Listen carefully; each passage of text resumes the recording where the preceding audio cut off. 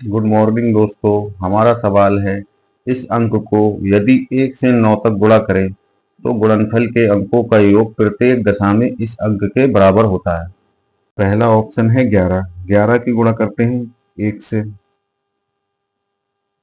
11 की गुणा करते हैं 2 से, 11 की 1 से गुणा करेंगे तो आएगा 11, 11 की गुणा 2 से करेंगे तब आएगा 22। अब इसके अंकों का योग देखते हैं। 11 की गुणा जब 1 से करेंगे तो अंकों का योग आ रहा है 1 और 1 2, और 11 की 2 से करते हैं तब अंकों का योग आता है 4। तो इसके अंकों का योग 11 के बराबर नहीं है। इसका मतलब ये हो गया कि ये ऑप्शन नहीं सही नहीं होगा।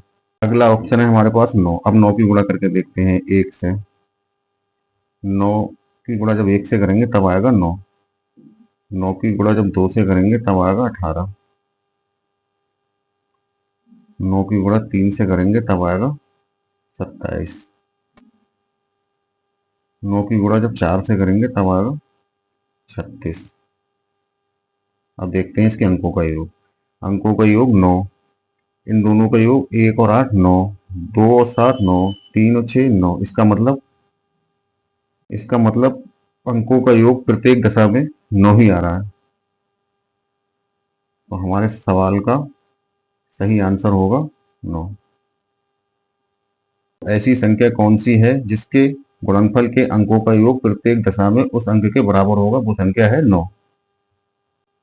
अगला सवाल है 49,237 गुणा 3995 गुणा 738 गुणा 83 गुणा 9 के गुणनफल में इकाई के स्थान का अंक बताएं। इकाई का अंक निकालने के लिए हर संख्या का आखिरी अंक ले लेते हैं। इस संख्या का आखिरी अंक 7, 5, 8, 3 और 9। 7 गुणा 5 गुणा 8 गुणा 3 गुणा 9।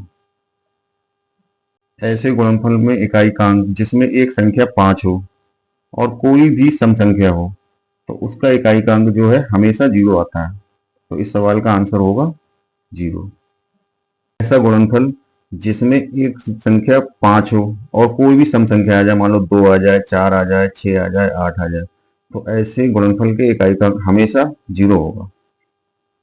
अगला सवाल है, दो संख्याओं का योग 75 है तथा उनका अंतर 25 है, तो दोनों संख्याओं का गुणनफल क्या होगा? तो दोनों संख्याओं का गुणनफल निकालने के लिए पहले हमें दोनों संख्याएं निकालना पड़ेगी। दोनों संख्याएं निकालने के लिए एक बार योगफल तथा अंतर को जोड़कर अदा करते हैं। तो दोनों को जोड़कर अदा करते हैं। 75 प्लस 25 का आधा, 75 और 25 100, 100 का आधा 50। तो एक संख्या आ जाएगी हमारी 50। दूसरी संख्या निकालने के लिए दोनों को घटाकर आधा कर देंगे। 75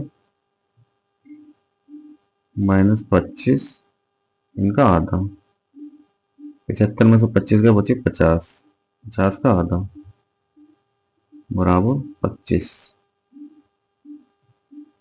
अब हमारी दोनों संख्याएं आ चुकी हैं। एक संख्या है 50। अब हम इन दोनों का गुणनफल निकालना है, 50 और 25। 50 की जब गुणा 25 से करेंगे तब आएगा 1250। इस सवाल का सही आंसर होगा 1250। अगला सवाल है, दो पूर्णांक जिनका गुणनफल 24 है के योगफल का न्यूनतम मान निम्नलिखित में से क्या होगा? पहले हम वो पूर्णांक निकालते हैं जिनका गुणनफल जो है 24 होगा।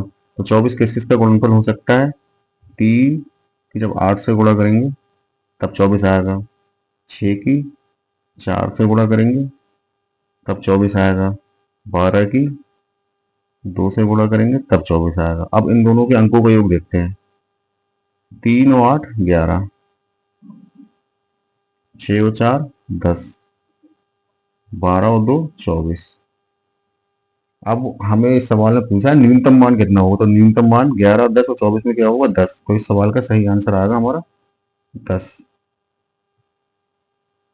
अगला सवाल है, 108 के कितने गुणनखंड अभाज्य संख्याएं होंगी? 108 के कितने गुणनखंड अभाज्य संख्याएं होंगी?